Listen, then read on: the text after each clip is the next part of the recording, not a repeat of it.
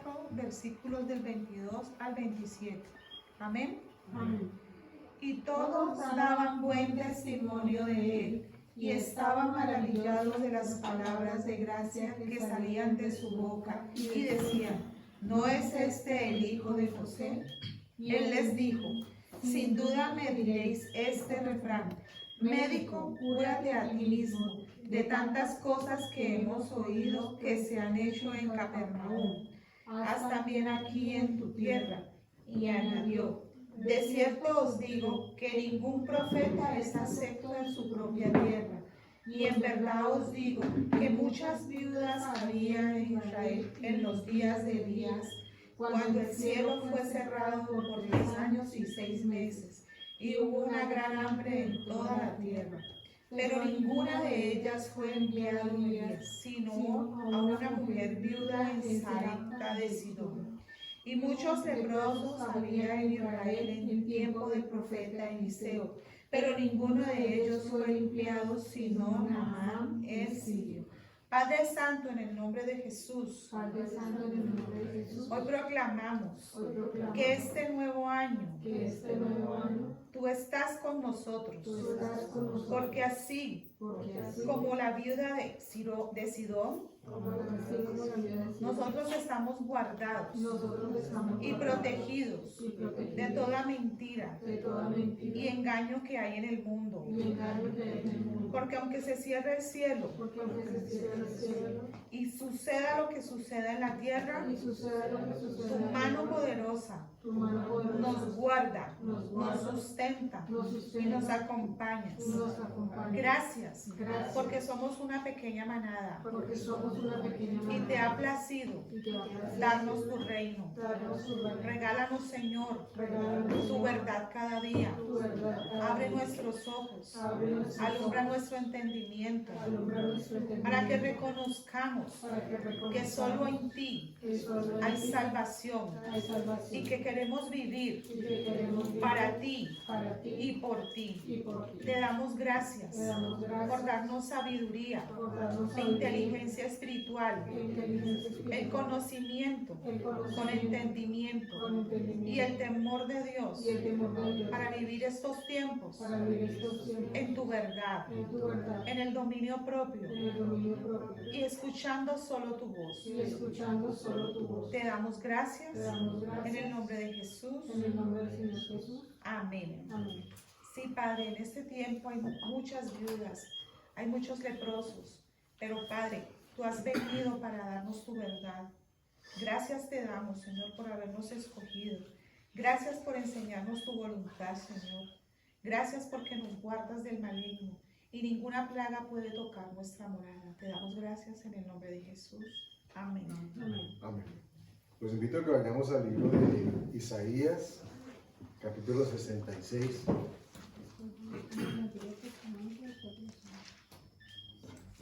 Isaías 66, y vamos a leer versículos 2 y 5. 66, vamos a leer el versículo 2 y luego saltamos al 5.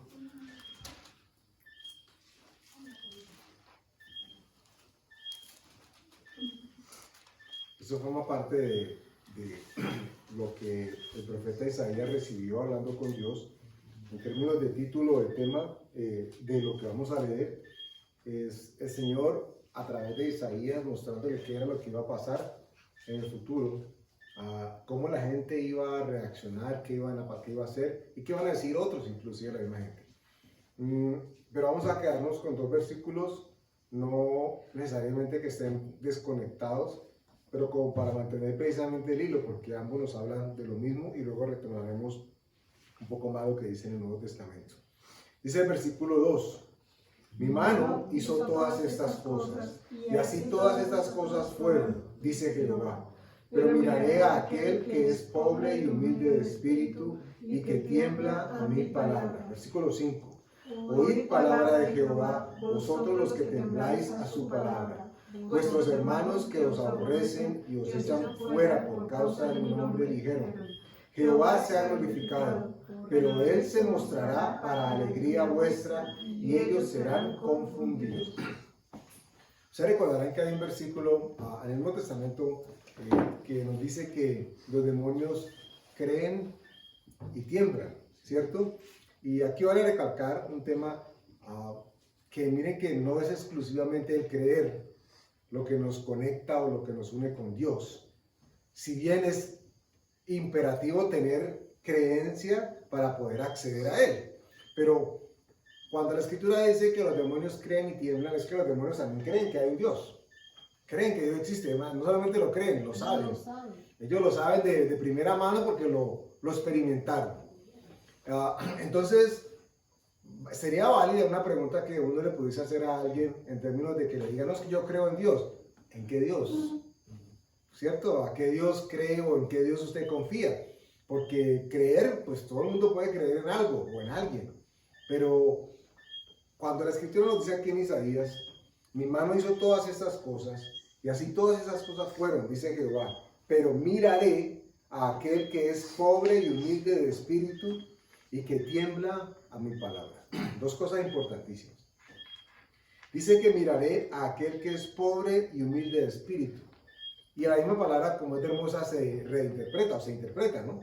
No es al pobre, al que no tiene dinero, o al humilde, el que vive con escasez. No es de esa pobreza ni de humildad de la que la Escritura está hablando. Y lo aclara porque dice que el que sea pobre y humilde de espíritu. Y esta es una pregunta que alguien podría hacerle, bueno, ¿y entonces cómo hace uno para empobrecerse espiritualmente? Son dos cosas distintas, ¿no? Una persona puede ser empobrecida espiritualmente porque se aleja cada vez más y más de Dios. O la segunda instancia es que el espíritu, que la Escritura dice que en nosotros siempre está dispuesto y que reconoce la necesidad de tener una comunión, una relación con Dios, siempre va a querer más de Dios. Siempre va a saber la necesidad de que sin Él, sin lo que Dios nos dé, no podemos tener plenitud con Dios. Y como siempre vamos a necesitar más de Dios, entonces el espíritu siempre va a querer más de Dios. Un espíritu, el espíritu de cualquier ser humano creyente en Cristo, siempre va a querer más de Dios. Eso es lo que la Escritura define como un espíritu humilde. ¿Ok? Vale la aclaración para que no sea, ay, no, pues que yo tengo un poquito de plata, entonces yo no puedo calificar entre los humildes y los pobres. Acuérdense, humildes y pobres de espíritu. Pero dice, y que tiemblan a mi palabra. Y esto forma parte de lo que Dios quiere que desarrollemos en la noche de hoy. Porque literalmente lo que nos está diciendo es que cuando escuchamos la palabra tenemos que temblar. O sea, la Biblia es un libro que puede ser interpretado desde la literalidad, pero también desde su simbología. ¿Ok? Sí, y noten ustedes, lo menciono ¿por qué? Porque les dije ahora que la Escritura nos dice que los demonios creen y tiemblan. O sea que el temblor por sí, per se, no es una manifestación de que quien está temblando es un hijo de Dios. Simplemente que o tiene frío, o tiene miedo, o tiene escalofrío, o está enfermo. Puede ser una opción. Pero alguien que espiritualmente crea que manifestando temblor es porque está delante de la presencia de Dios, bueno, puede ser debatible. No podremos entrar a decir que sí o que no.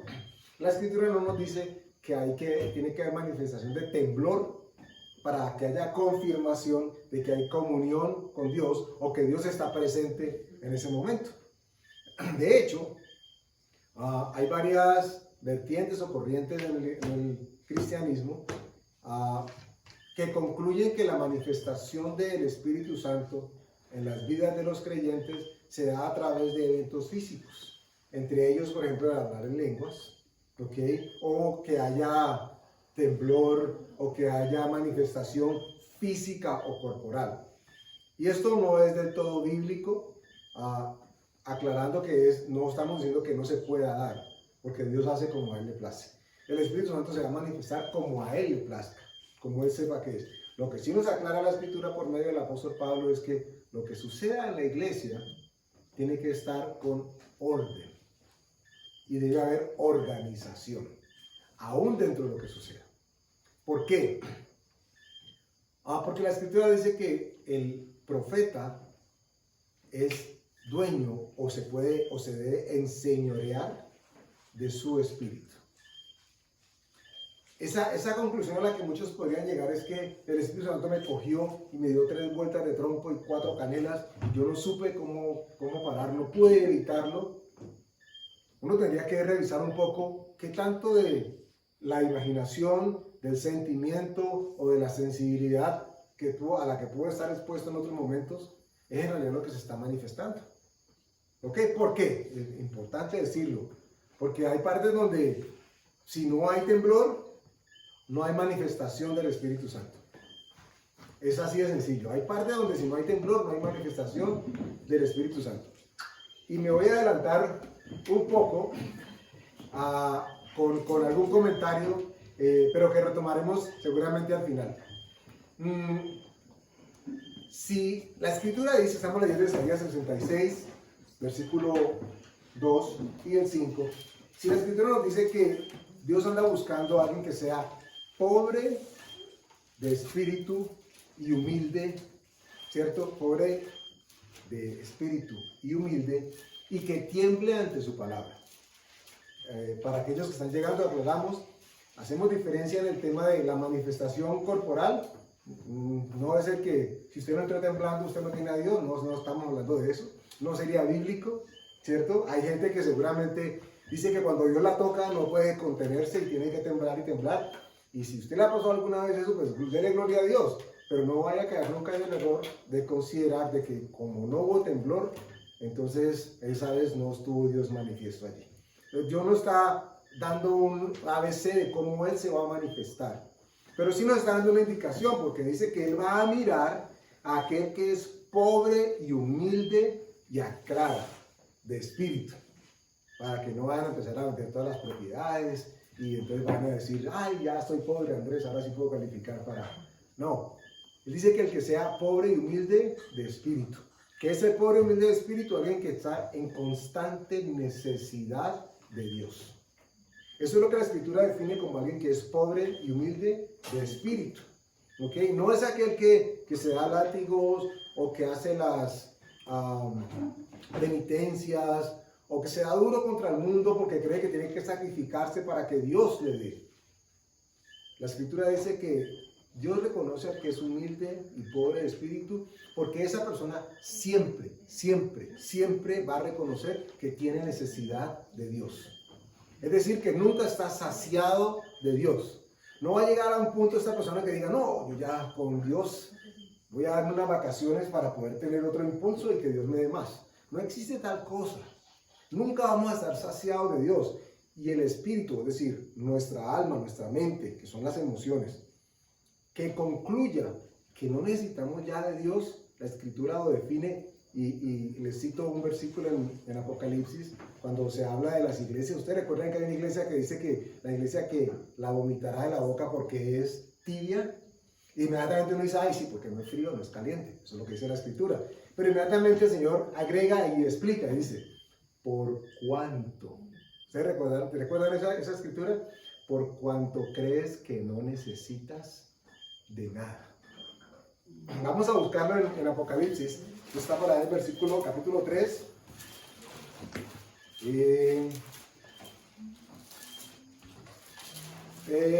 Capítulo 3, versículo 14. Este es el mensaje a la iglesia de la Odisea.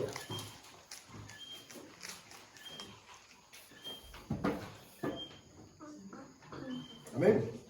Dice, y escribe al ángel de la iglesia de la Odisea, y aquí el amén, el testigo fiel y verdadero, el principio de la creación de Dios, dice esto. Yo conozco tus obras, que ni eres frío ni caliente. Ojalá fueses frío o caliente, pero por cuanto eres tibio y no frío ni caliente, te vomitaré de mi boca. Pausa allí. Estamos haciendo referencia simplemente al tema del temblor y de la humildad de corazón. Dice que ojalá fueses frío o caliente, pero como no eres ni frío ni caliente, te voy a vomitar de mi boca. Y lo que normalmente uno concluye, y es escritural por supuesto, es que es una persona que no se ha definido ni espiritual, ni dogmáticamente hablando, ni teológicamente hablando. Alguien que hoy está así y hoy está no. ¿Cierto? Hay alguien que permanece en Dios, de pronto duda, cree, luego duda. Está fiel asistiendo, de pronto se desaparece. En fin, todo lo que ustedes puedan añadir o pensar o sumar con el tema de tibio, porque eso es lo que es frío y caliente. Pero noten ustedes la definición que da la escritura misma, no yo, de lo que es frío o caliente, porque es lo que está explicando. Retomemos el versículo 16. Pero por cuando eres tibio y no frío ni caliente, te vomitaré en mi boca. Miren lo que dice, esta es la explicación de lo que para lo que se está hablando es frío o que es ser tibio. Dice, porque tú dices, yo soy rico y me he enriquecido y de ninguna cosa tengo necesidad. Y no sabes que tú eres un desventurado, miserable, pobre, ciego y desnudo. Aquí se inspiró Shakira para cantar su canción, para escribirla. Porque una persona que esté en esta condición, mire cómo lo describe la escritura. Alguien que crea que no tiene necesidad de Dios, está diciendo que es desventurado, miserable, pobre, ciego y está desnudo. Y no solo que es rico porque tiene dinero, ¿no? Claro, porque aclaramos que Isaías 66 está hablando de que es pobre y humilde de espíritu. ¿Ok? Y está diciendo que esta persona dice, yo soy rico. Y uno dirá, bueno, tiene plata, entonces los ricos no tienen cabida en el reino de los cielos. No es eso lo que la escritura dice. Y me he enriquecido y de ninguna cosa tengo necesidad. Y eso son palabras graves y gruesas. Porque alguien que pueda llegar al momento de decir, no, yo tengo mucho dinero, tengo muchos ahorros, tengo muchas inversiones, tengo mucho. Y que diga, y ni aún de Dios tengo necesidad. O también eso lo podemos también mirar en esas personas que tienen una filosofía, que tienen un conocimiento de una ciencia. Piensan que estas son las personas más complejas de acercarse a Dios porque piensan que todo lo resuelven con el conocimiento filosófico, con el humanismo. Entonces, al pensarse, se consideran ricos porque tienen mucho conocimiento y mucho intelecto. Entonces, no tienen necesidad de nada. Según eso, ellos, su misma forma de vivir les ha permitido tener una posición X, un buen empleo, un buen sueldo. Entonces, ¿qué necesidad tienen si todo lo sufren? Tienen salud, tienen amigos, son muy queridos, son buena gente. Esa es una persona que también se cree rica. Entonces, miren que una persona que se crea rica espiritualmente, es decir, que no tiene más necesidad de Dios, es lo mismo que la escritura nos acaba de escribir, que es una persona tibia. Y a uno le cuesta a veces trabajo como encajar esa descripción, porque para uno tibio es el que no es ni fu ni fa. Y en este caso la escritura nos dice, no, un momento, el que crea que no tiene necesidad de Dios, ese en realidad tiene un corazón tibio. Eso es lo que la escritura dice. Bueno, pero estamos hablando de tibieza, de calentura de espíritu y de temblor ante la palabra. Y decíamos que la escritura nos decía que los demonios creen y tiemblan. Pero no es la manifestación física del temblor lo que determina si la persona creyó, aceptó, recibió la palabra de Dios. Porque si no, si yo no estuviera viendo que nadie tiembla aquí, yo diría, Dios, ¿qué es lo que estoy hablando? Porque no es tu palabra, ¿cierto? No depende de la manifestación, aclarando de que no significa de que en algún momento usted sienta o experimente un movimiento de parte de Dios en su vida, que usted diga, esto tuvo que haber sido Dios, no lo he experimentado antes, no sé qué es, pero yo sé que es algo de Dios. Pero no vaya a convertirse en la persona que si no está conectada a un cable eléctrico pelado y no tiembla cada vez que le hablan, usted no cree que haya Dios. Para no caer en la equivocación, que es fácil caer, en el sentido de que, no, esta vez yo no sentí ese corrientazo cuando escuché la escritura. No, en la iglesia las cosas están como fallando porque hace como 3 días que no siento ese calor. ¿Pero cuál calor? No es que el aire acondicionado estaba prendido, tal vez. ¿Ok? Para que no sea la sensación lo que nos diga si es Dios que nos habla. Y cuando dice la palabra, el que tiembla a mi palabra. Yo voy a hacer una pausa con mucho respeto de aquellos que están en el medio de la salud y tengan misericordia si lo que voy a hablar termina siendo una barbaridad. Espero que no. Es algo sencillito, pero que yo creo que alimenta el propósito del mensaje. Hay una glándula en el cerebro que se llama, no saben, pues claro, no saben, si al final les voy a decir. Miren, el hipotálamo es dicen los que lo conocen, los que lo han visto, es el tamaño de una alverjita o un frijolito. El hipotálamo trabaja como si fuera un termostato al interior de nuestro cuerpo. De hecho, es tan determinante que es el que hace que se produzca en nosotros frío o calor, dependiendo de cuáles sean las circunstancias externas. El hipotálamo, cuando recibe la información de nuestras células de la piel que aclaran de que en el exterior hay un conflicto de clima y que tiene que ser resuelto, envía una sustancia, envía sus emisarios a decirle a todos los músculos, las fibras musculares, que entren en movimiento. Porque este movimiento va a liberar energía y va a producir aumento de temperatura interna. Por eso en muchísimos casos, cuando hay un frío, así esos bogotanos de 3 de la mañana, la persona empieza a temblar y dicen, no sé si lo han experimentado, no se puede parar. No es algo voluntario. No es algo que uno diga, me voy a concentrar y dejo de temblar. Porque ha sido una orden que ha sido dada por el hipotálamo para que al interior del cuerpo la temperatura se regule. Y esa temperatura al subir sucede lo mismo cuando hay fiebres o cuando el cuerpo necesita regular. Básicamente actúa, entre otras cosas, como un termostato, un regulador. Bueno, ¿y qué tiene que ver el hipotálamo con la palabra de Dios? Tal vez nada o tal vez mucho. Porque si la escritura dice que Dios anda buscando a alguien que sea pobre y humilde de espíritu y que tiemble ante su palabra. Entonces, ¿será que es que el hipotálamo mío no está funcionando porque no entra en temblor? No estamos hablando de lo físico. Pero noten ustedes que se produce al interior del cuerpo humano como consecuencia del hipotálamo haber entrado en acción. Dice que se produce calor o hace que se produzca calor. Y cuando la escritura dice que nosotros somos expuestos a la palabra de Dios, sucede algo muy parecido. Lo que pasa es que en este caso no es el hipotálamo el que sube la temperatura para que nosotros podamos recibir la revelación de parte de Dios, sino que es el Espíritu Santo el que dice que es fuego consumidor y que entonces nos da revelación, contacto y, depende de lo que sea, advertencia o consejo de su palabra. Dios andaba buscando dos cosas determinantes. Alguien que fuera humilde y pobre de espíritu, o sea, que necesitara de Dios y que cuando escuchara su palabra pudiese decir internamente, wow, algo está sucediendo conmigo. Porque en última esto es lo que tiene que pasar cuando nos vemos enfrentados a la palabra de Dios.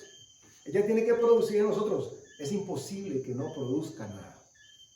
Dice la escritura que el Señor dijo que Él envía su palabra y la palabra que Él envía no puede retornar así. Es una ley de Dios. Así como ustedes se imaginan la gravedad o cualquiera de las leyes, la primera ley de la termodinámica o la que ustedes se quieran inventar. El hecho de que uno no crea en la ley de la gravedad no implica de que no exista. Así como Dios establece de que su palabra cuando es enviada no retorna vacía, recuerden que la palabra de Dios son los principios que permiten que este universo, como lo conocemos, se mantenga de una sola pieza. Él no podría faltar a su palabra porque el universo mismo entraría en caos. Si por un segundo, por 2, por 3, 5 segundos, dejara de existir, dejara de operar la ley de la gravedad aquí en la Tierra, uno diría, ay, pero que son 5 segundos, Andrés. Caos. Caos completamente. Los planetas, los astros empezarían a chocar. Seguramente desapareceríamos por un solo segundo que una de las leyes, en este caso la gravedad, dejase de operar. Entonces, ¿por qué lo menciono? Porque la palabra de Dios no retorna vacía. Y eso es lo que Dios espera que suceda cada vez que nosotros nos vemos expuestos a ella. Que haya necesidad de nosotros, humildad, pobreza de espíritu y que temblemos ante su palabra.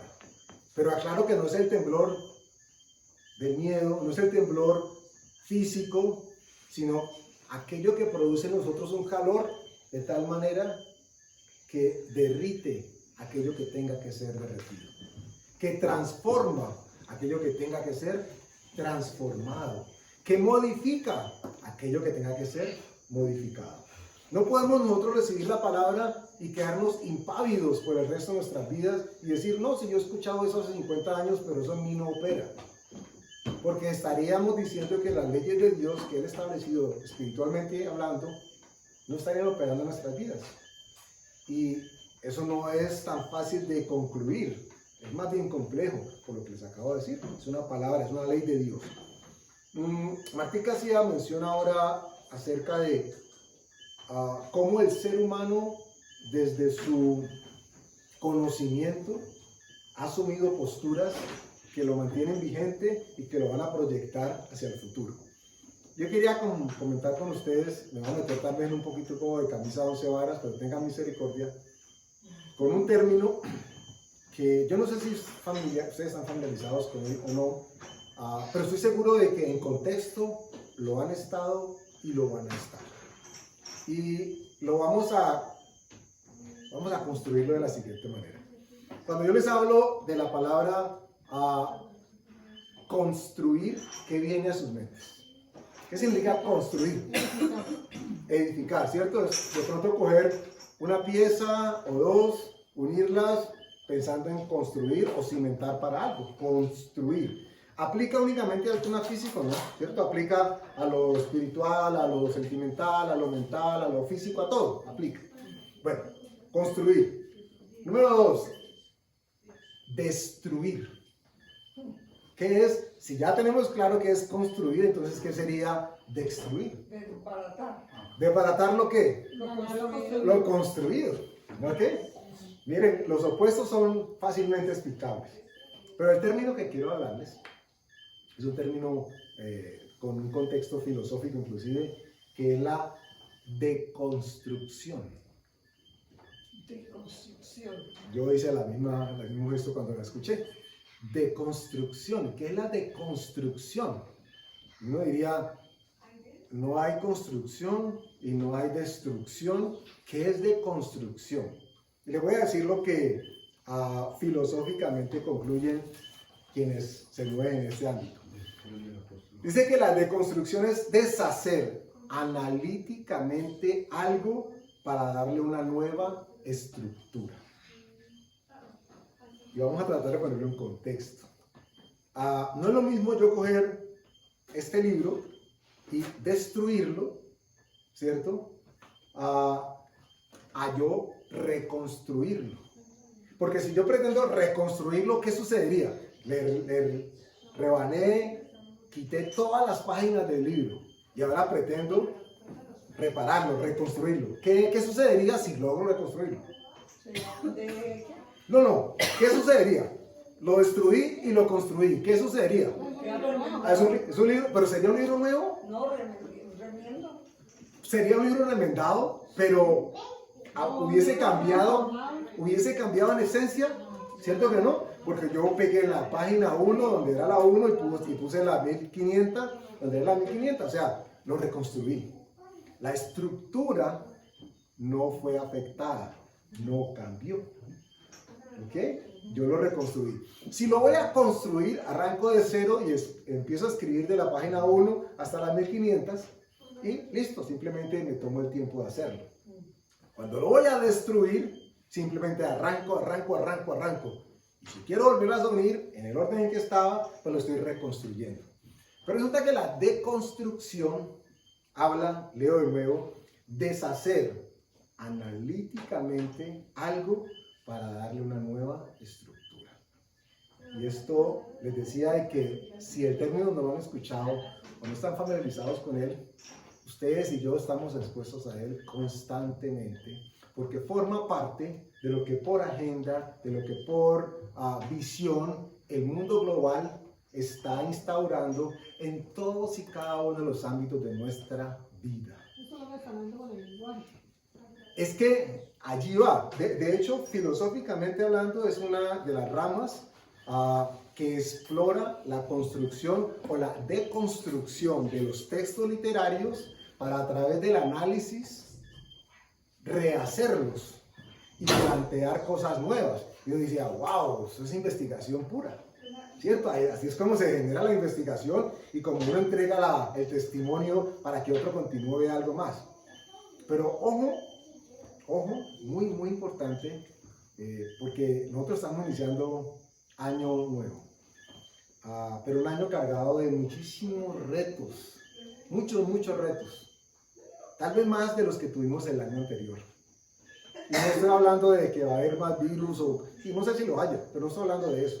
Estoy hablando del tema de los retos que conforme a nuestra mente, a nuestro raciocinio, nosotros vamos a ser enfrentados y que van a ser expuestos a nosotros de una manera tan analítica, tan coherente, tan académica, tan manifiesta, que en algún momento, si no estamos bien cimentados, diríamos, wow, uy, eso sí como, Andrés, ¿cómo le respondo? No, no me pregunté a mí, yo tampoco sé. Porque tenemos que estar tan claros, tan cimentados, que lo que Dios ha dicho como ley en nuestras vidas, que es su palabra, es la que nos mantiene a nosotros centrados y con necesidad de Él, para que no caigamos en aquello que otros dicen en que nosotros nos movemos. Y hablo del adoctrinamiento. De ustedes, hermanos y hermanas, creyentes y creyentas, no existe la palabra creyente. Pero, ojo, hoy en día, y lo hice a propósito, hoy en día el lenguaje está siendo analíticamente modificado con un propósito exclusivo, y es que nosotros recibamos adoctrinamiento etimológico para que cambiemos nuestra manera cultural y social de pensar y aceptemos y asociemos cosas que hace años nos eran totalmente desconocidas. Ustedes no podrán ya decir que no saben qué es lo que significa deconstruir. Y deconstruir, se los pongo ahora así en un contexto, escoger un texto que suene muy, muy, muy convincente, donde nos digan, el hombre necesita deconstruir su masculinidad. Y entonces seguro se tira alguien para abajo, ¿no? No estamos hablando de ese tipo de masculinidad. Pero cuando hablan de deconstruir, lo que se está diciendo filosóficamente es, el hombre tiene que mirarse a sí mismo. Y me diría, ¿qué llamaron eso? Si todo es reflexión y tenemos que hacer introspección. Pero que el hombre tiene que mirarse a sí mismo y asegurarse de que culturalmente ya no tenga injerencia, asegurarse de que socialmente nadie le diga que es hombre, y como nadie le dice cómo es hombre, entonces él puede ser otro tipo de hombre.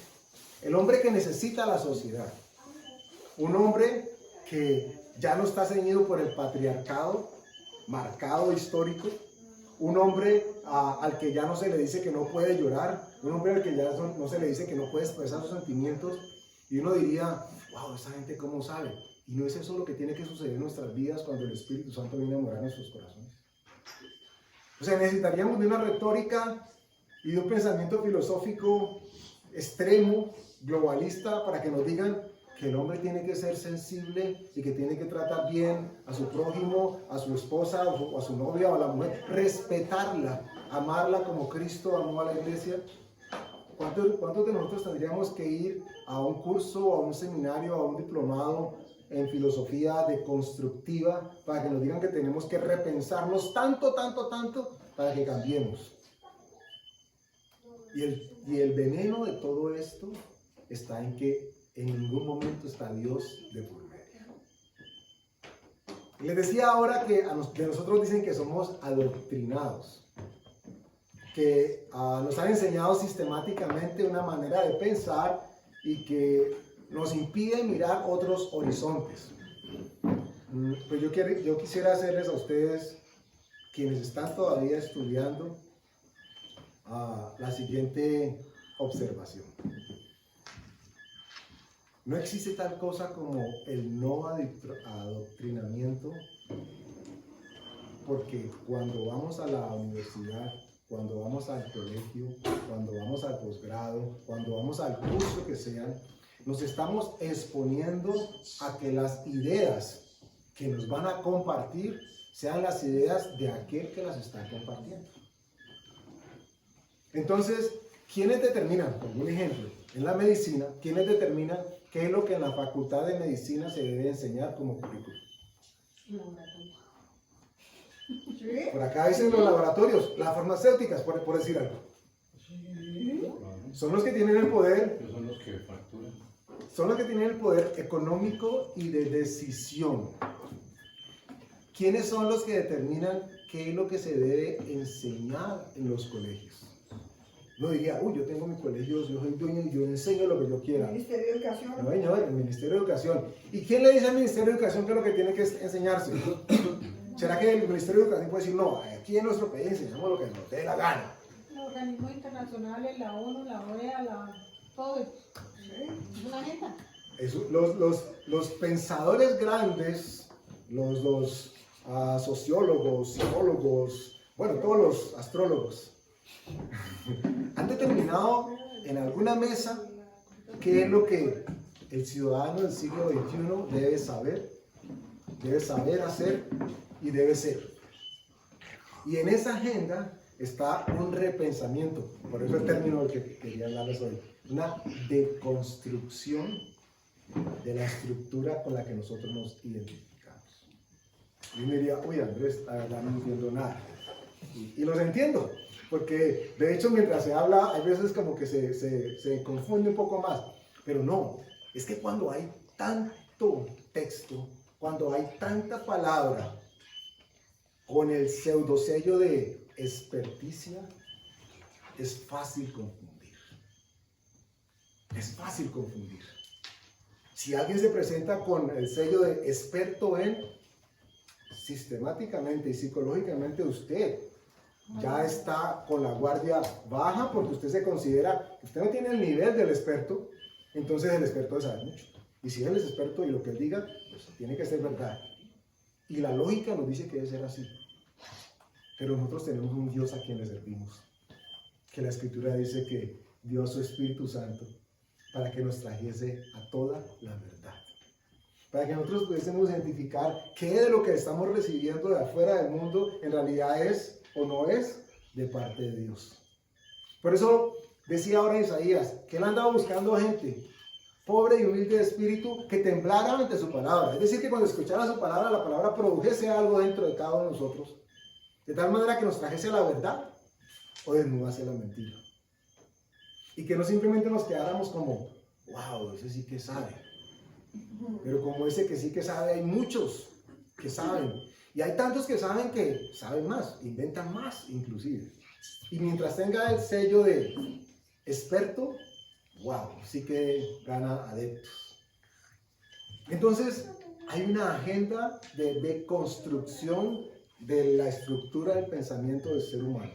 Les di el ejemplo de la masculinidad, pero aplica absolutamente para todo. Para todo.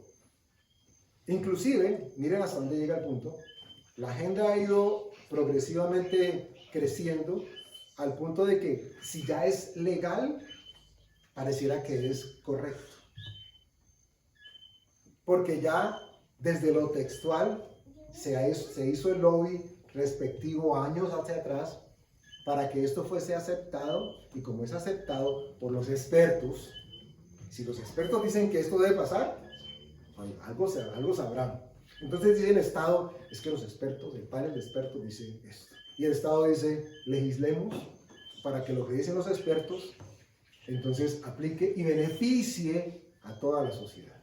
Y si el científico lo dice, sí. Pero Por ojo, ejemplo, el aborto. pero los científicos, ¿cuáles? Aquellos que comparten su manera de pensar, no aquellos que dicen o piensan de manera opuesta. Estos no son expertos, esos son conspiranoicos. No importa que tengan los mismos grados académicos, que sean Nobel, y hasta más. No importa, pero estos se salen del status quo, son conspiranoicos. Y entonces nos encontramos Como el caso de la ideología de género, eso viene a nivel mundial. Es que es uno de los ejemplos. Aquí el Ministerio de Educación, ¿no? Patricia mencionaba ahorita en Argentina, hace un par de semanas, No, entiendo. bueno. Fue como el 30 de diciembre a la madrugada. hace unos días, aprobaron el aborto. Y entonces el movimiento que está detrás del aborto, hay una ONG, por eso les decía que no todo lo que pensamos, no todo lo que estudiamos, creemos que es autónomo, en realidad ha sido impuesto. Hay una ONG grande que se llama Planned Parenthood, que significa como plan de planificación o familiar. Y son los que promueven y son los que sostienen y promocionan las diferentes organizaciones que pelean por el aborto. ¿Ok? Pero al mismo tiempo son los dueños de casi que todas las clínicas de aborto que hay alrededor del mundo. Uno encuentra como que, ay, pero así tan bueno, pues promovamos que aborten, pero nosotros proveemos los servicios del aborto. Bueno, no vamos a entrar en eso. El punto es, estas organizaciones tomaron su tiempo de hacer lobby para que fuesen escuchados, para que su lenguaje deconstructivo calara en la mente de los políticos que quieren estar correctamente con sus electores, para que en algún momento fuese ley. Entonces hoy, legalmente en Argentina, el aborto es legal. Y uno dice, pero entonces no es ilegal. Si no es ilegal, entonces no es malo. Eso es de cuidado. Porque nosotros tenemos claro que lo que nos dice la Escritura, que es lo que correcto hacemos o no, es lo que Dios nos ha dicho. No es lo que el hombre nos ha dicho. Y sé que me metí con una palabra que puede ser un tanto compleja y tratar de explicarla mucho más, porque para nada la filosofía es mi campo. Tal vez no tengo ningún campo y por eso es más difícil todavía. Pero es tan importante que ustedes y yo tengamos en cuenta de que eso está pasando en nuestro día a día, que no es algo simplemente que sucede por allá, en los cafés bohemios, donde se sientan todas esas personas con su traguito y su ron, y entonces son filosofantes y hablan de la vida, la construyen. Sí, allí en muchos casos nace. Pero globalmente hablando, hay organizaciones que son las que dictaminan qué queremos aprender, cómo queremos vestir, cómo queremos tener una salud. Son ellos los que nos dicen qué es. Y ojo, y nos creemos el cuento de que nosotros tenemos autonomía. No podemos darnos el lujo de creernos autónomos, porque el primer error de la autonomía saca a Dios de por medio. La consecuencia como error de esa autonomía es, yo no necesito a Dios. Porque si tengo a los expertos, tengo al gobierno, al Estado detrás de mí que me respalda, ¿y para qué necesito a Dios? Si es más, la voz del pueblo, ¿qué es? Dicen que es la voz de Dios. Imagínense usted la blasfemia de eso. Pero eso lo dijimos muchos, lo creímos, y hoy por hoy se repone. Si somos muchos, tenemos que ser escuchados. El mundo quiere ser deconstruido. ¿Y qué tiene que ver esto, Andrés, con la Escritura? También mucho. Yo diría que todo.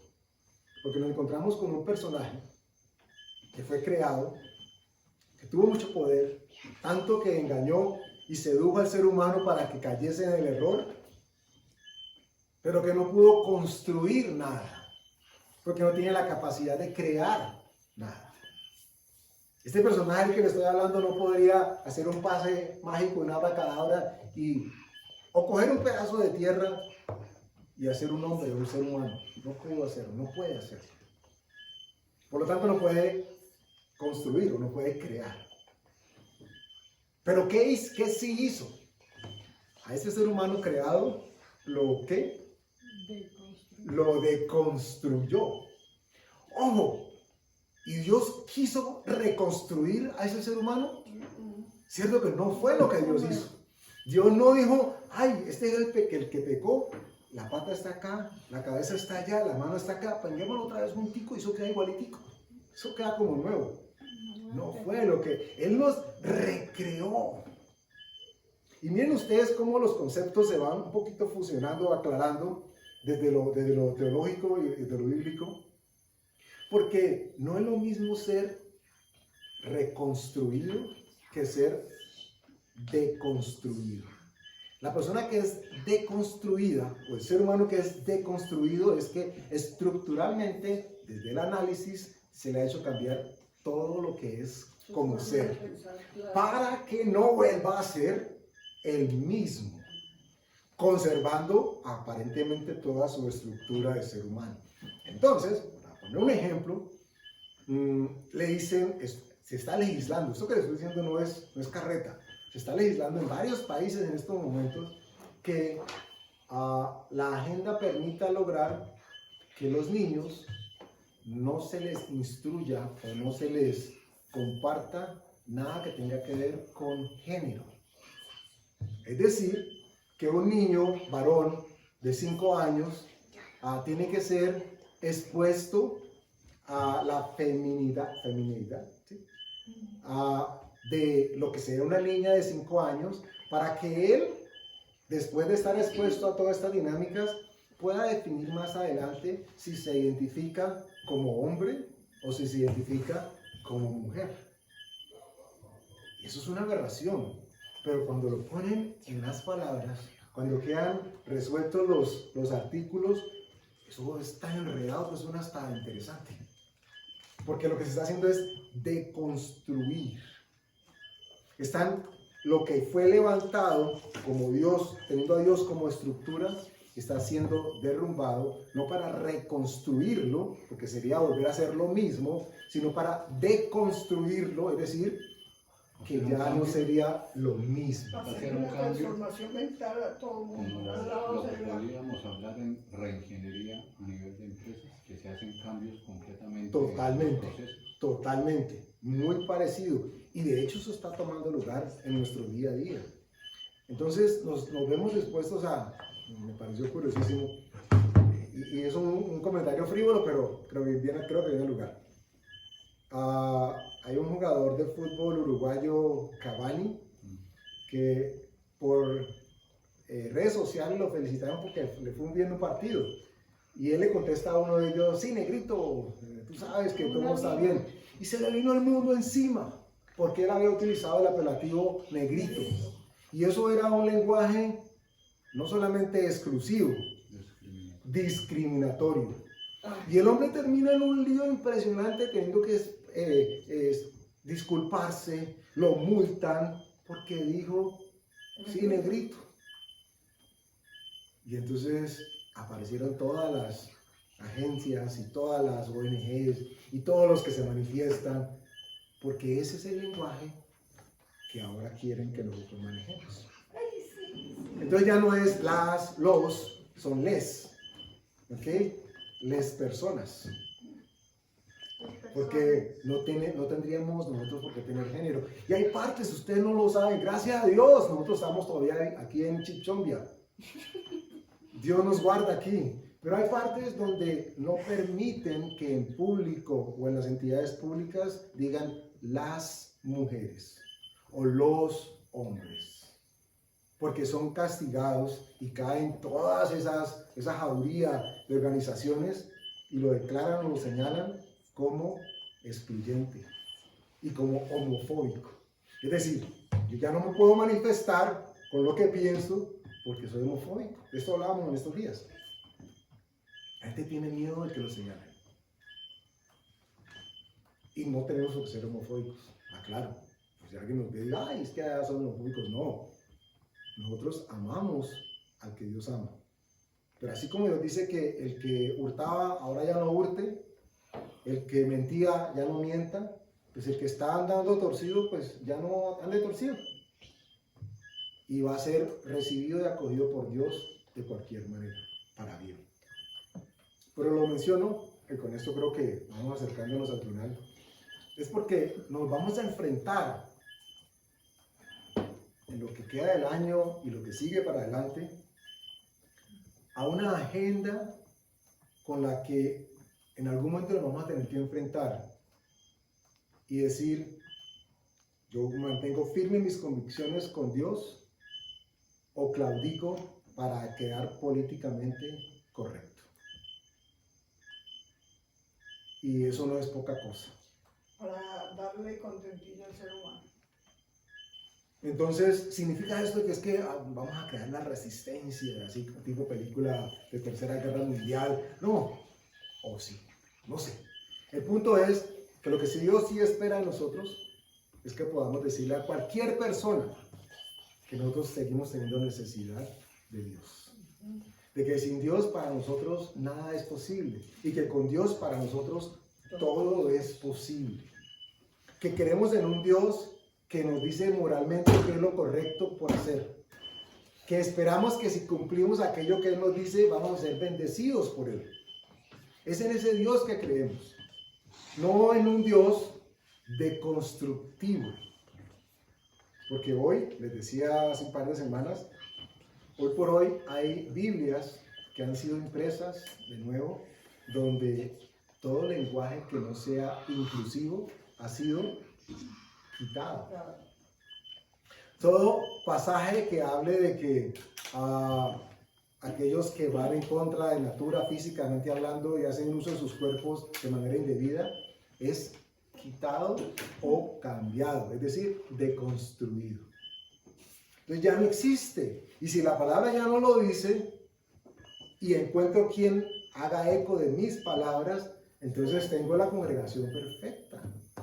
Porque ¿cuántas personas con orientación confusa, y lo digo abiertamente porque están siendo confundidos, y otros porque ya tomaron su decisión, estarían dispuestos a acercarse a un lugar donde les digan que pueden seguir haciendo lo que están haciendo y que Dios aprueba lo que están haciendo?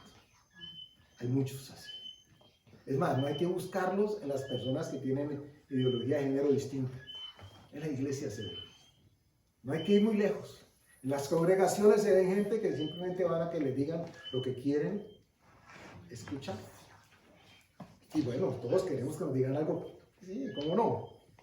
Pero recuerden que Dios anda buscando gente que tenga un espíritu humilde y pobre y que tiemble ante su palabra. Es decir, que cuando la escucha, ese hipotálamo envíe la señal y diga: Dios, esto tiene que transformar mi vida. Esto tiene que cambiar mi manera de pensar. Tiene que cambiar mi manera de actuar, de hablar inclusive. Porque no debo dejarme guiar por lo que el mundo está siendo guiado.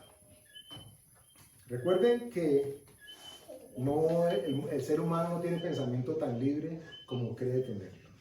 Es que yo hago lo que a mí me dé la gana. Yo pienso como yo quiera. ¿Sí? ¿Por qué las y los jóvenes que llegan a la universidad, hablo de jóvenes creyentes, en muchos casos se ven afectados por lo que académicamente los arropa cuando se encuentran a la experticia de la academia?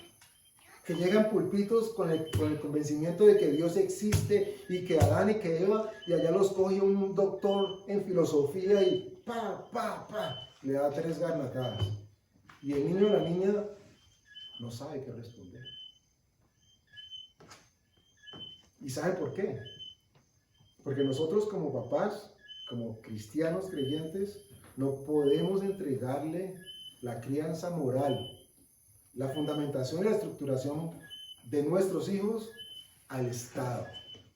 Nosotros no podemos entregarle la estructuración de la manera de pensar de nuestros hijos a la escuela. Eso es total responsabilidad de nosotros como padres. Y no es algo que se hace una vez en la vida. Y venga, mijo, yo le cuento lo que es la vida. Es algo que se hace de manera constante, porque el día de que nuestros hijos lleguen y se enfrenten a esos gatos, van a saber qué hacer. Por lo menos van a saber guardar su corazón. Sabiamente se mantendrán alejados de ese tipo de conversaciones y de discusiones que no traen nada. Es lo que dice la Escritura. Son vanas y se quedarán callados. ¿Señor está loco? ¿Señora está loca? Y yo sé que tiene que ir. Y se va sano, con su corazón sano. Pero no va a caer en la equivocación de: ay, sí. ¿Será que sí? ¿Cómo no? Ha sido tan raro. La evolución y el Big Bang. Bueno, ustedes saben qué pienso yo al respecto. Los escépticos y los ateos demuestran tener mucho más fe en muchos casos que los mismos cristianos. Y digo fe, ¿por qué? Porque Su postulado está basado en que del desorden, de la nada, del completo caos, se hizo el orden. Y no cualquier orden. Especies, géneros, planetas, leyes. Aquí tengo mucho fe. Toca tener mucha fe para creer que de la nada tenemos todo lo que vemos. Les pongo un ejemplo y con esta acabando. Imagínense que yo les dijera por un momento, apenas apague la luz, vamos a voltear todas las mesas. Y tienen todos los libros para arriba. Y todo lo que haya por ahí, volteenlo. Y prendemos la luz y ya hay caos.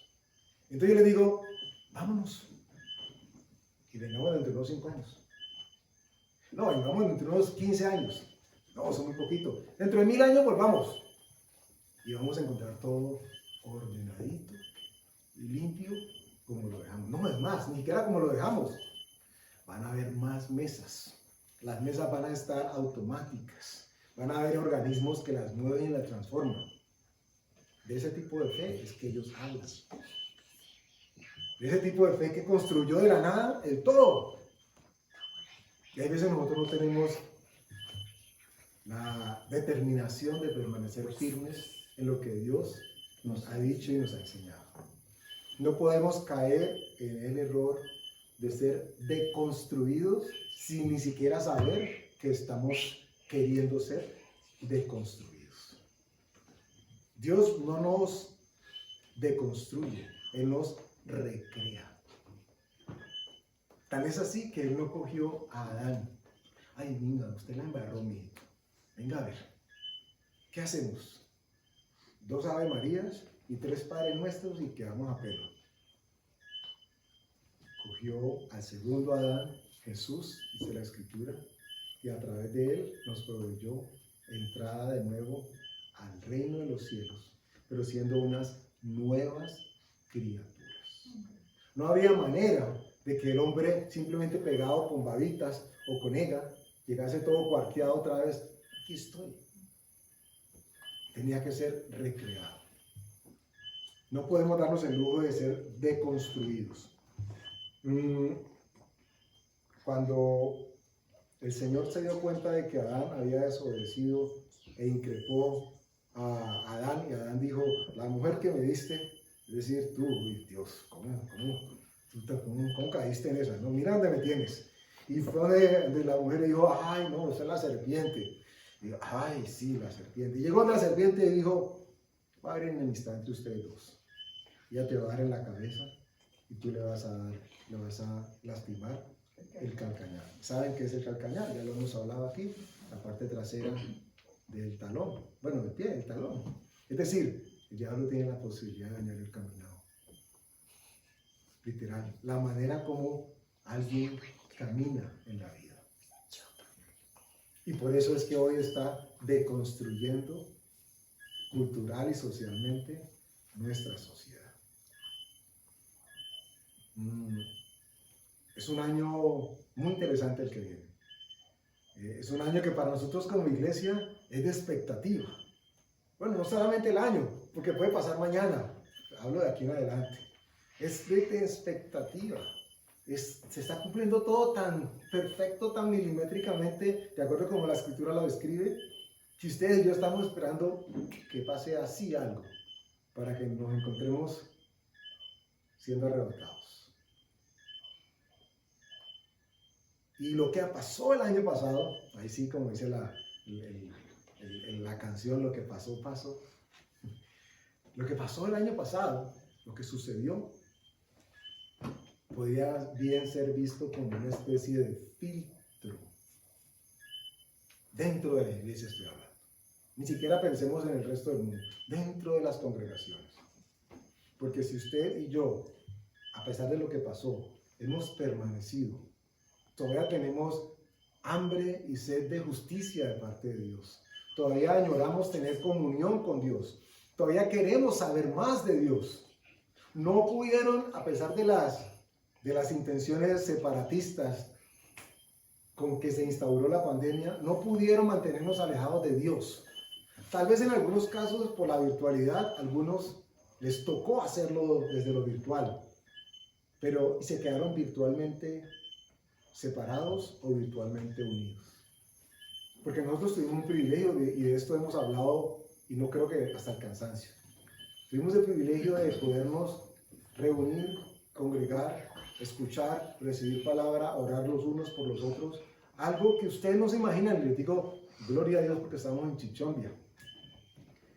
Pero hay iglesias, miles, alrededor del mundo, que no se pudieron volver a congregar. No pudieron volver a hacerlo. Y hubo mucha gente dentro de las congregaciones que ante la perspectiva virtual, lo que hicieron fue un paso al costado. Se movió la zaranda y quedó quien verdaderamente estaba siendo pobre y humilde de corazón y que temblaba, es decir, que anhelaba encontrarse con la palabra. Entonces, ustedes y yo nos deberíamos considerar en este momento privilegiados.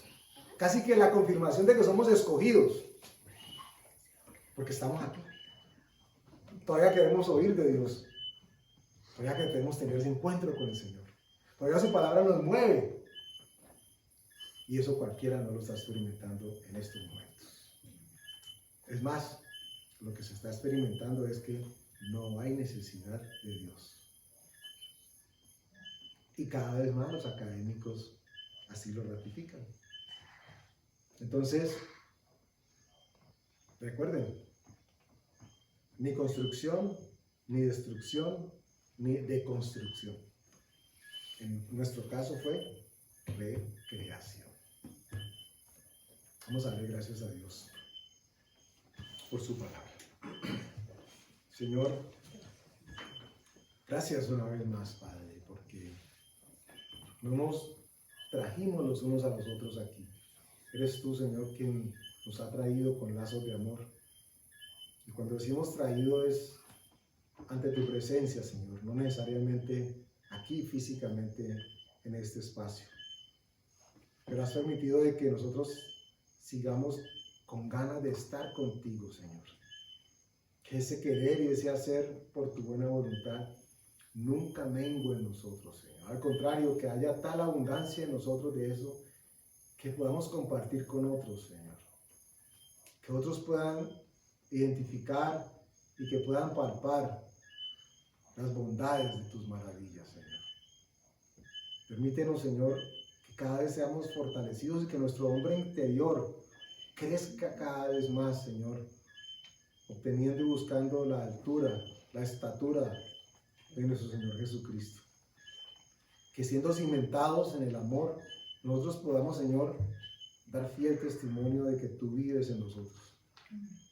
Y de que tu palabra, que no retorna vacía, de la cual nosotros somos fiel, Señor, testimonio, también está siendo enviada y predicada a otras personas y a otras partes del mundo. Que tu unción poderosa, Señor, siga recreando y siga produciendo vida, Señor, porque para ello tú lo has enviado. Te damos gracias en el nombre de Jesús. Amén.